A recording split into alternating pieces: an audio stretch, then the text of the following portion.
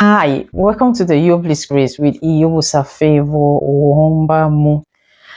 Today's topic is unquestionable obedience, obeying God's will without question. The last topic I did was tagged when God messes with your plan, and I asked a question: will it still be your God? And I said I was going to come back and do the concluding part of that teaching. And that is the concluding part I am doing today. God never messes with anybody's plan without leaving you with a word. He gives you a word. We saw in the life of Joseph that when Joseph found out that Mary was pregnant with a child, he got worried. He got confused. But in his worriness and fear, God spoke a word to him. And with that word, Joseph was able to persevere with Mary to the birth of Jesus. So please,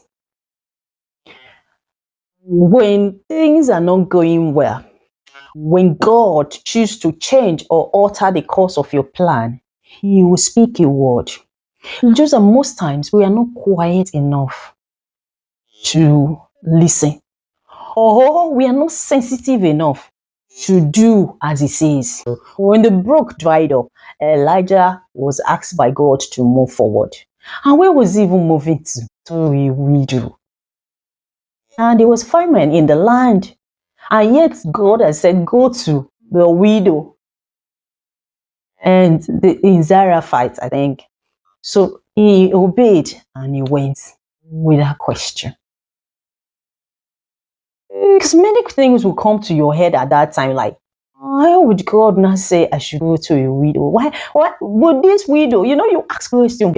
It's good to ask questions, but when it comes to God, even if you must ask questions, be sensitive, be very sensitive. Except when the direction is not clear, it can make it clear even when you start going. When Abraham was asked to leave his father's house, leave his father's, his kindred, and go to a land that He will show him, God did not tell him where the land is. He did not. Abraham obeyed. That is why today he's called the father of faith. And I said last time that how do you know that it's God that's messing with your plan? Because sometimes you might be the one just messing with your plan and thinking it's God. I said when only you are in His will, when only you have surrendered all to Him, He is the Lord and King and ruler of your life. Otherwise, he might not be the one just messing with your plan. You might be the one messing up your own plan. Joseph went through a lot to make sure the baby in the womb and the mother were safe. When God gives you a word, it does not stop the struggle, but it puts you at ease, knowing that all things will work together for your good. How do I know? Because the Bible says in Romans 8:28, and we know that all things work together for good to them that love God and to them who are called according to His purpose. So because I am called according to His purpose, when things doesn't work out the way I planned it, I know it's God. Even sometimes God can even tell you, do it like this. Go like this. There's a teaching I will bring in here because I need to use this to really encourage someone. I think it's from the book of Judges. God told these people, go to war. They went. First time they were defeated. Second time they were defeated. They again still seek the face of God. And it was God that was saying they should go. So, but this is a different teaching on its own. I will come back for that. I know that all things work together for good. For my good. It does not matter what is going on. It does not matter what is happening. Stay with the plan of God. Stay with God's will for your life. Don't give up and don't go back. There is no going back. No matter how tough it becomes, remember, if you are in His will, all things will certainly work together for your good. I I know that our attitude in times of trouble, in times when God is messing with our plan, will determine how long we will stay in that situation. Joseph had a good attitude, the attitude to stay with God. Even we saw in the case of Job. Job has the right attitude. Even Joseph that served in Potiphar's house. Joseph, the son of Jacob. We also saw that him himself was consistently doing his father's will. That's the will of God.